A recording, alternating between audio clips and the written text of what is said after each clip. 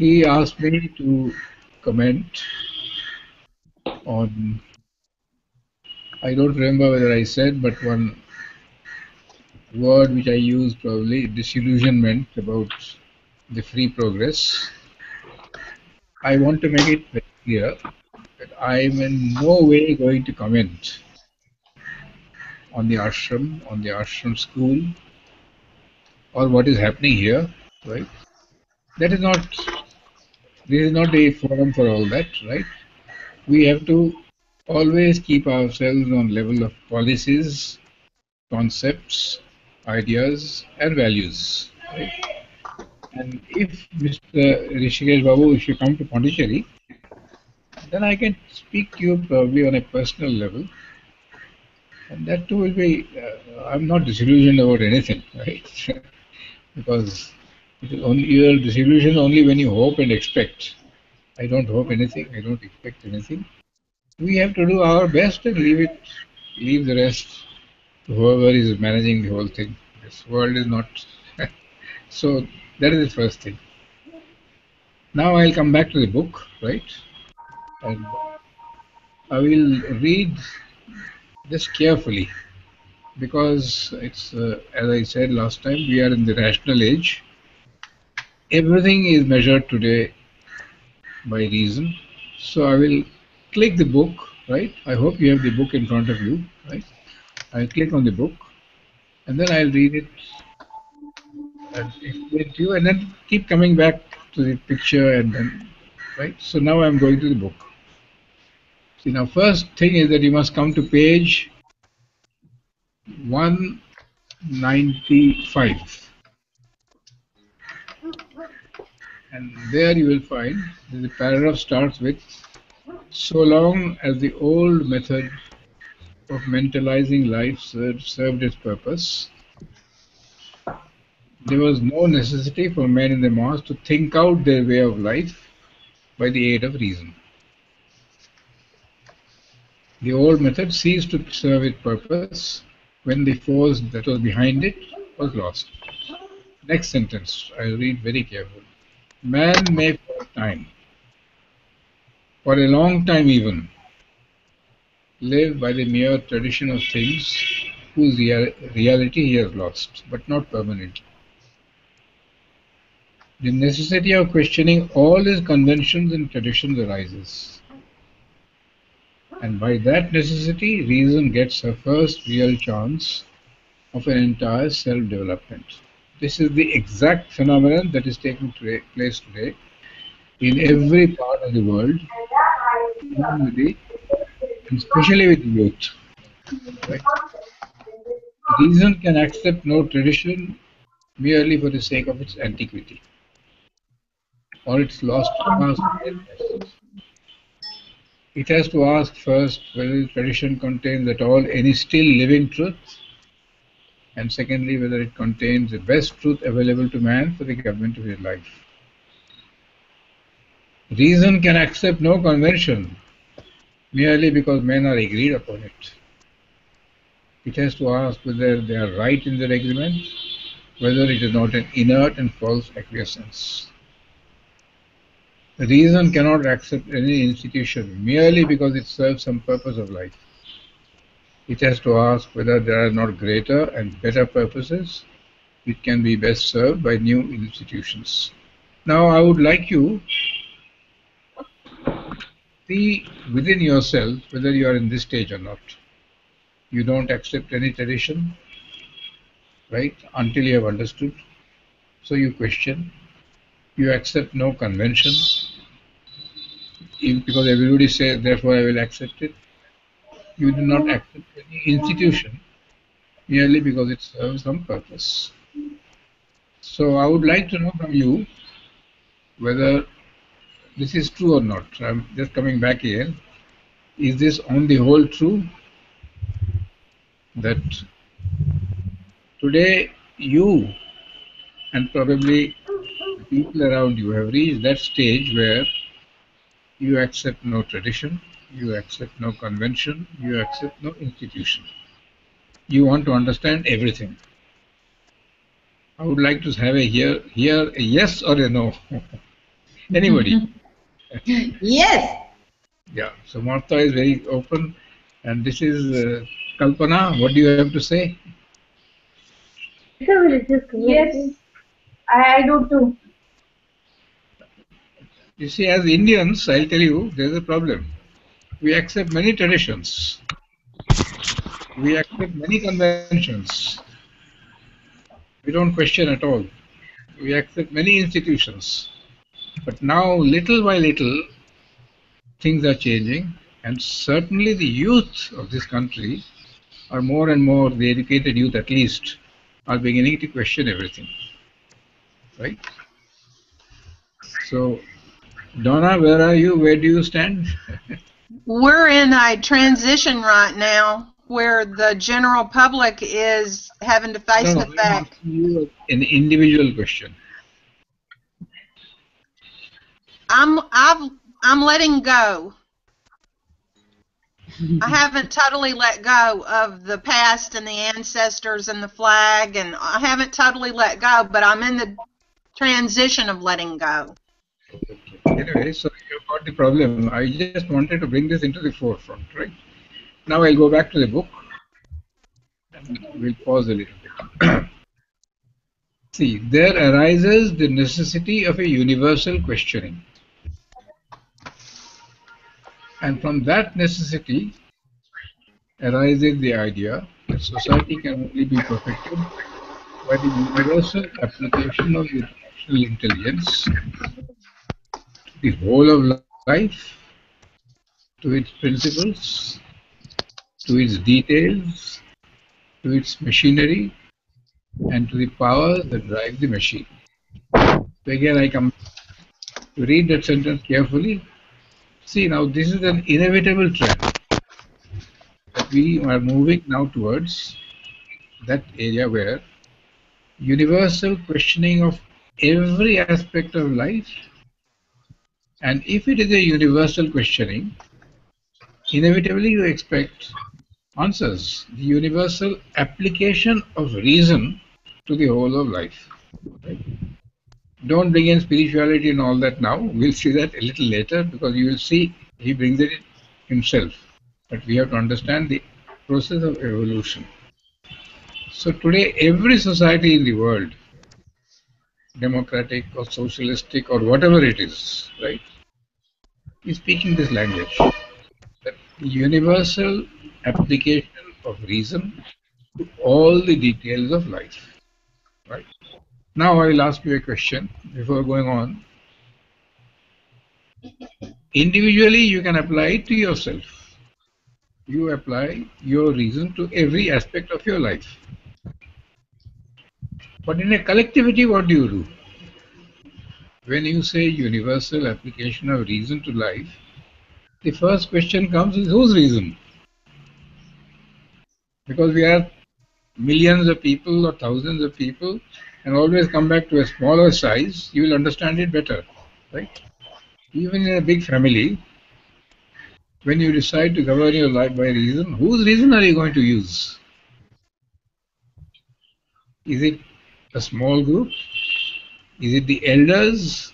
So you see, now Shrivindu asked this question. And he puts this question in this form. Can it be the ruling powers the reason? He says no, it cannot be. Because since they are already ruling, they will definitely use it to further their own interest and their likes and dislikes. Can it be the reason of the elite? The intellectual elite?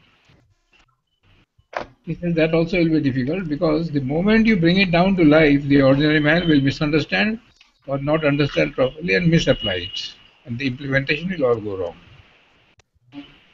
Therefore, it has to be the reason of each and every human being. Right?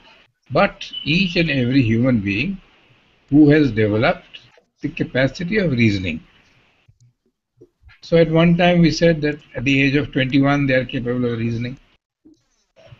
Then now we have shifted it to the age of 18. Now there is a great demand to shift it down to the age of 16, right? But all these are based on one assumption, that whether 14 or 16 or 18 or 21, you are capable of reasoning. That is one thing.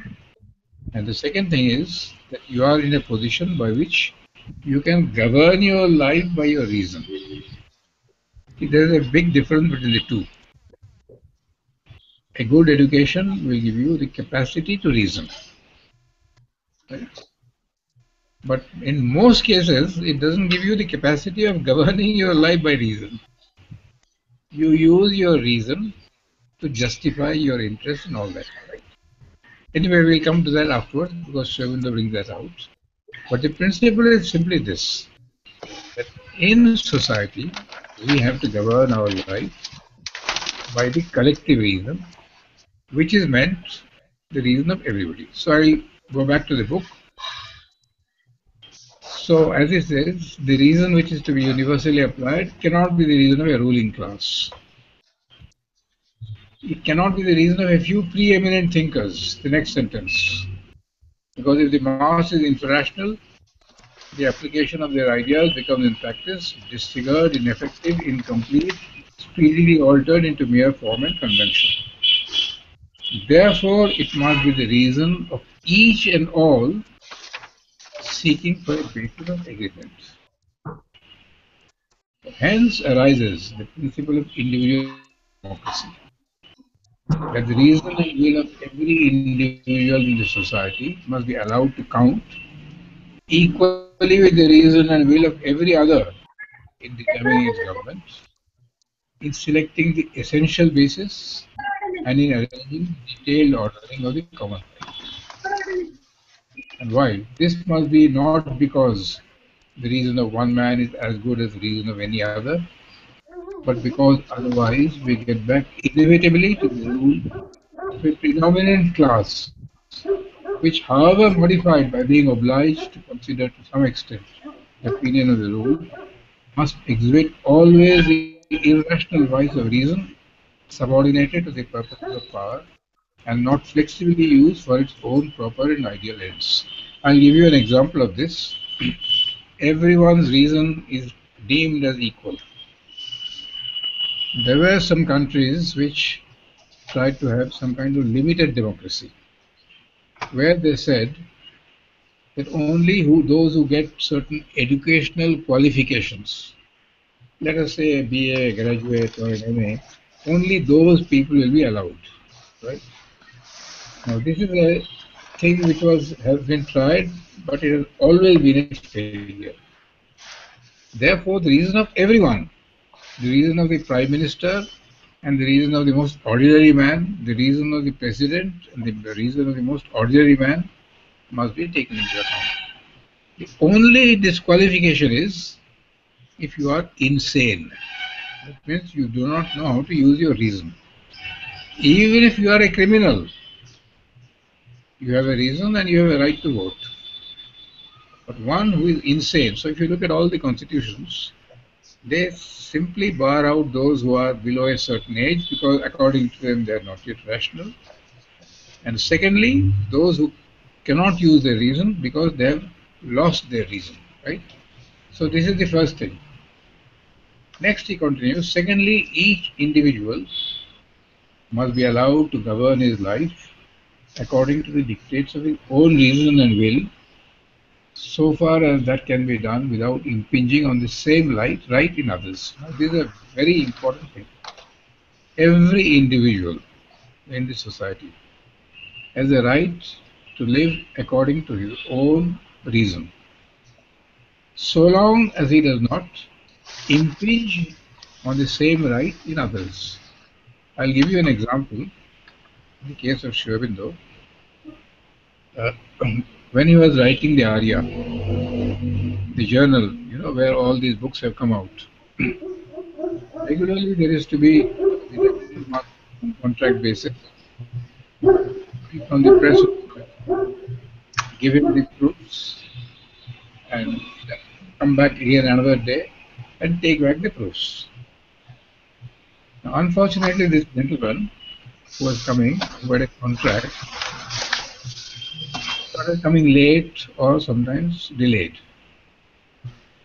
So the gentleman who is to meet him, not Shravinda himself, started scolding him, said that why have you started drinking? You should not drink. When Shravinda heard that, Shravinda said, it is not your business whether he drinks or not. You have to only tell him that he has to fulfill the terms of the contract. If he is supposed to come on the 5th of every morning at a certain time, he must come. Whether he drinks or not is not anybody's business. Because each one has every right to live his own life without impinging on the same right in others. Now, this is one of the fundamentals of the rationalistic age. So, this is a necessary corollary of the primary principle on which the age of reason founds its initial movement. It is sufficient for the first purposes of the rational age. Each man should be supposed to have sufficient intelligence to understand views which are presented and explained to him, to consider the opinion of his fellows, and to form in consultation with them his own will. This we expect after the age of 18 now. Is the individual judgment so formed and by one device or another made effective? Is the share he contributes to the building of the total common judgment by which society must be ruled? Is little brick in appearance insignificant and yet indispensable to the imposing whole? This is a beautiful sentence. A little brick on which the building is built, very small, but indispensable to the imposing whole. And it is sufficient also for the first ideal of the rational age that this common judgment should be effectively organized only for the indispensable common ends of the society. See, now this is very important. Only for the indispensable common ends of the society. This is the difference between government and governance. In governance, you interfere as little as possible. In government, you interfere as much as possible. Right? So, they try to control your whole life. So, yes, while in all else, men must be left free to govern their own life according to their own will and find freely its best possible natural adjustment to the lives of others. In this way, by the practice of the free use of reason, men can grow into rational beings and learn to live by common agreement, liberal, and vigorous, and natural, and yet rationalized existence. Now I'll come back to you directly. Now tell me, how do you find this? Do you agree with this? Are there certain areas where you have differences? Speak out. Because this is exactly what is being done in all the democratic countries in the world. In the socialistic countries, there is more government and less governance. Right? In extreme socialistic countries, there is almost entire government and no governance. I would like you to look at your family. You as parents and grandparents, you believe in government or in governance, right? Especially once a child has become 14 or 16 or a little more. Right? Do you believe that you have a right to dictate his life and to tell him what he should do? Or do you believe that, well, he has to use his reason? And when you say he has to use his reason, you must be absolutely sure that he has the right to misuse his reason also. You have no business to interfere, unless he is interfering in somebody else's life. See, this is extremely important. And I will tell you now that one of the fundamental principles of my mother said, when she was thinking of introducing the free progress in the school, she had been warning us all the time that when I come in, it will be like a cyclone. I will completely upset all the foundations on which you are working on. But she was not coming. So somebody asked her mother, what matter? Mother said very really. The reason is simply this. I believe that after the age of 14, mental age of 14, it can be 16. I hope it is not later, right? A child should take the full responsibility of his own education. If he wants to remain an idiot, stupid, and doesn't want to learn, that is his problem. Let him decide. He will find out by himself what it means when he doesn't educate himself, because he'll make a fool of himself in front of others. So we should not interfere. The only right that we have to interfere is when the child is disturbing the class and not allowing others to study. Or if the child comes to you and says, I am not capable of disciplining myself, so you impose discipline on me, he asks for that imposition, then you impose. Otherwise, let him face life, let him understand the consequences of being stupid, right? So this is the basic principle. My question now to you is, has it succeeded? And do you think it will succeed really, satisfactorily? If yes, why? If no, why not? I want you to talk. Has it succeeded or not? Tell me. Is there definitely government where the government imposes itself? Or is it left to governance where people are allowed to go freely? In our home, we homeschool the kids, and we've got a 16-year-old and a 14-year-old. No, I'm speaking of at the age of 15, 16, 17. Before that, there is no question of all this. We're in the process of this experiment with our 16-year-old. Oh, I'm not speaking of the family now. I'm speaking of the nation. Okay. Do you believe that this has succeeded? On the large, yes or no? No. Okay, no. Right.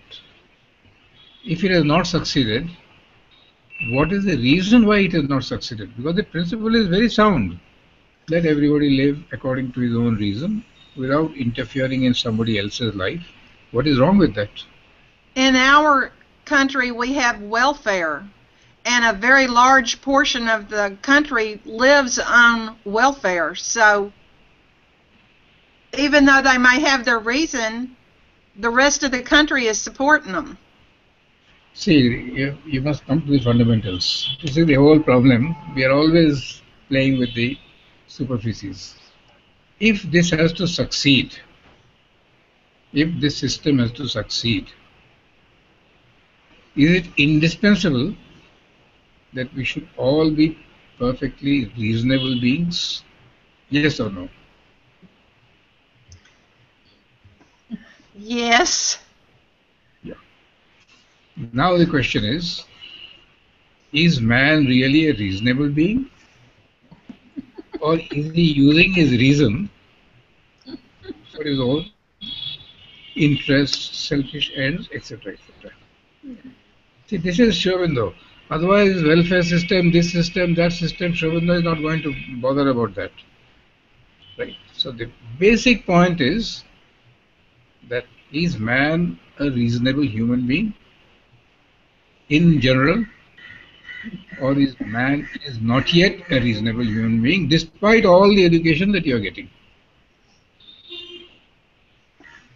I would say in general, yes, but what do you do about the large part of society that are on drugs that don't make wise decisions? Do they fall under being insane?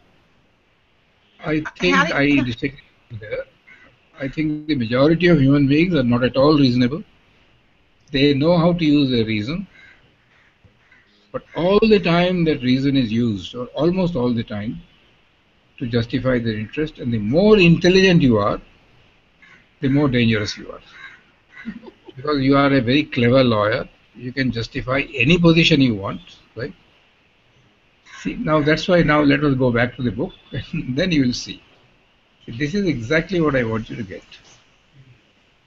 So he says in practice, it is found that these ideas will not hold for a long time. For the ordinary man is not yet a rational being, emerging from a long infrarational past. He is not naturally able to form a reasonable judgment, but thinks either according to his own interests, impulses, and prejudices, or else according to the ideas of others, more active in intelligence or swift in action, who are able by some means to establish an influence over his mind. See, this is the whole process of campaigning in elections, right? I am trying to make people agree with me, and almost all the time they are coming around because they are moved by their interests, impulses, and prejudices. Or they have respect for somebody and they don't question, right? See the next one. Secondly, he does not yet use his reason in order to come to an agreement with his fellows, but rather to enforce his opinion, his own opinions, by struggle and conflict with the opinions of others. See, each one of these you have to look within yourself. We use our reason not to come to an agreement with fellows, but to enforce my idea on the others. See, I'll explain this to you in a slightly different way. Mother said in one statement, reasonable people never quarrel. If both sides are reasonable, you will see that I might disagree with you. I have a different viewpoint. But it will never come that I will try to enforce my view upon yours. Right? But this is a very rare phenomenon. Because at every step in society, everywhere in the world, we are quarreling. And that's why Mother has one more sentence to say. Whenever two people quarrel, both of them are in the wrong. Right? So this is a very fundamental. All this has nothing to do with spirituality, just on the level of reason. So I'll continue. Exceptionally, he may utilize his reason for the pursuit of truth, but normally it serves for the justification of his impulses. See the word exceptionally, which means a very small minority. So it serves for the justification of his impulses, prejudices, and interests.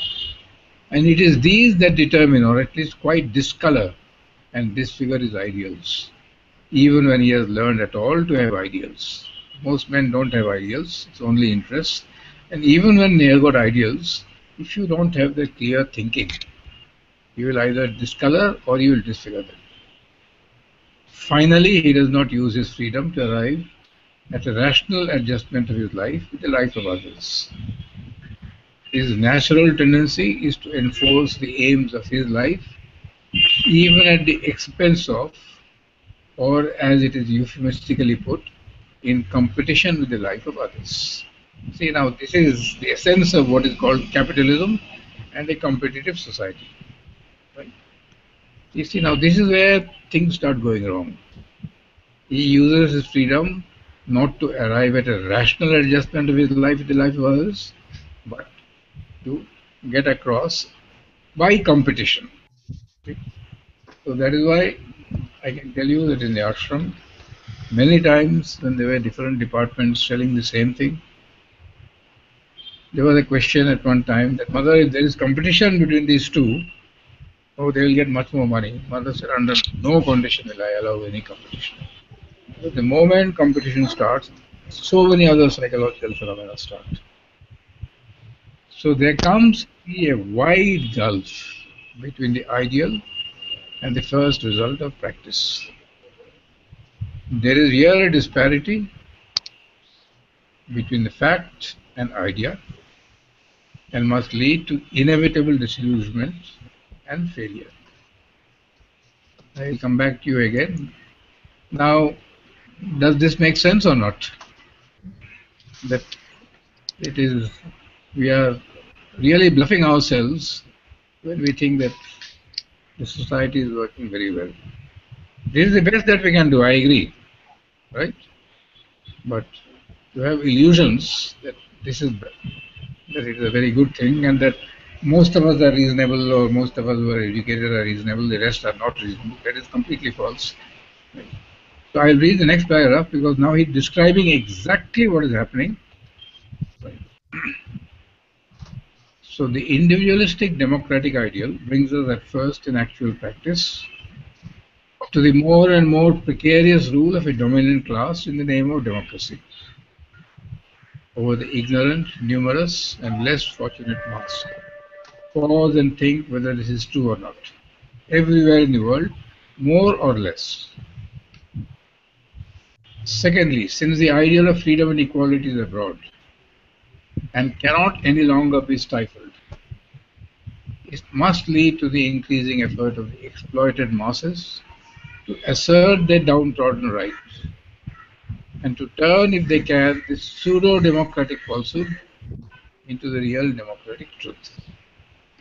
100 years back, this would not have happened, because the ideal and freedom and equality were not abroad. But today, at every step, every sentence, we speak of freedom and equality. And in practice, we deny them freedom and equality. This is going to lead to a terrific contradiction. So this is what Sri Aurobindo calls this pseudo-democratic falsehood into the real democratic truth. This will lead to a war of classes. And it is there everywhere, more or less. Unfortunately, Karl Marx took this as a fundamental principle. This is only one aspect, it is not the whole thing, right? So this is the second thing. Thirdly, it develops inevitably as part of its process, the perpetual strife of parties. Is it a fact or not? Inevitably, as part of its process, the perpetual strife of parties, the ruling party and the opposition parties. In some countries, there are just 2 or 3 parties, at first few and simple in composition, but afterwards, as at the present time, an important and sterilizing chaos of names, labels, programs, war cries. This is the exact situation of India today. God knows how many parties there are, all singing the same song, all playing the same game, right? So this is pure pseudo-democracy. All lift the banner of conflicting ideas or ideals, but all are really fighting out under their flag a battle of conflicting interests. Finally, individualistic democratic freedom results fatally in an increasing stress of competition, which replaces the ordered tyrannies of the infrarational periods of humanity by a sort of ordered conflict. This is the whole thing that has taken place. The formal tyrannies, right, were absolutely what he calls ordered conflict. No, ordered tyrannies. Now we are having an ordered conflict, continual fighting going on. See, you have to understand this thing very well. Because when Indira Gandhi came here, Mother said, his greatness does not depend on the victory of a party, but on the unity of all parties. Which means that you have to radically alter the system. But now, ruling party, opposition party, and all come together, and right or wrong, they'll continue fighting.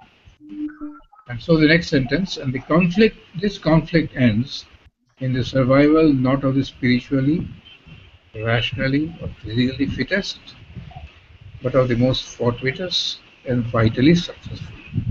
Fortuitous means you must have luck on your side, and vitally successful means you must be very aggressive and can get things done somehow or the other.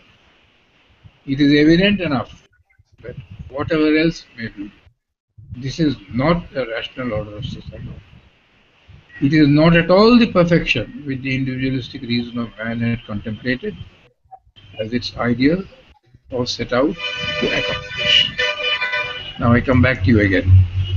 Do you agree with this description, or are you perfectly satisfied with what is happening around you? That is the question that I want to ask you. Clearly, we want to change. So you want to change. You're not satisfied. That you agree. First thing is, are you satisfied or not satisfied? Definitely not satisfied. Not satisfied.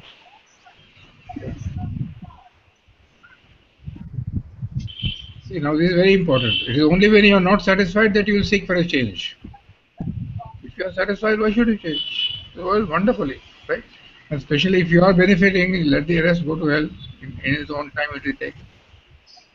See, now this is exactly what I'm trying to make you do a little thinking, right? Because if you are satisfied, you can forget. There will be no more progress. But if you are dissatisfied, you will start thinking. Right? Not that you will be able to give a solution or you will make a big difference, but at least individually you will start realizing that something else has to be done. So most of you believe that we cannot pretend to be satisfied. Martha, are you satisfied? Oh, not at all. Varsha, are you satisfied? But human beings can't really be satisfied, no? Okay, right. And Kalpana, I don't hear your voice. Are you satisfied? No, I'm not. Okay. Now the question is, if you are not satisfied and you are a rational human being, you will ask for a change. Right? That is a natural process. So now the question comes in. Sri Aurobindo says that it seems to us that the answer is education. Universal education. Right? Does it seem to be a reasonable answer or not? Yes. Yes, yes. But now he goes into greater detail. He says this is a very big step forward. There is no doubt about it. First of all, as of now, nowhere in the world is there universal education. And secondly, what is a good education? What is a good rational education? Forget spirituality. What is a good rational education? You will find that it doesn't exist anywhere in the world. We will do that. I think this is a sufficient dose, right? We'll take it up next time. You see, now this is where you have to come to Sri Aurobindo. But if you start fighting about democracy versus socialism versus welfare state versus this state versus that state, you can forget Sri Aurobindo. You can continue the old way, right? As of now, practically we cannot implement Sri Aurobindo. Let there be no doubt about it, right? But let us not be satisfied with it, because we claim to be following Sri Aurobindo. Otherwise, I have no objection at all to your accepting society as it is. Within the framework of what it is, you do your best. That also I agree. But you have to realize that the fundamental problem is that man is not yet a reasonable human being, and that education has not made men a sufficiently rational being. That we'll take up in detail next time. See, you must absorb this, read this a few times, and then if you have any questions, I mean, you can ask them very openly. I have no problem at all. Whether it is Vasudev or Rishikesh Acharya or Sriram or Varsha, it doesn't matter. Right? And Kalpana, I've seen you for the first time, I think. Right? Anyway, if you have any questions, you can always ask. See, these are problems which you are dealing with every day. Right? You complain against the government, you want changes to take place. So you start thinking. Right? And then you will find that the ideal solution is quite distant. Immediate solution is something. But if you are satisfied with the immediate solution, then don't worry about Sri Aurobindo. Then you have to find other methods. So at the moment you find other methods, but in the long run you must remember that the problem is absolutely fundamental. Because Sri Aurobindo deals with fundamentals. See, that is why Mother refused to comment on politics. Right? When she found that she had an instrument who was more or less open to her, she tried. But otherwise, this side or that side, these political judgments are all right in life, but as Sri Aurobindonians, unless you are in politics, then you have to take positions. It is better not to take these positions. So if anybody has anything to comment, right.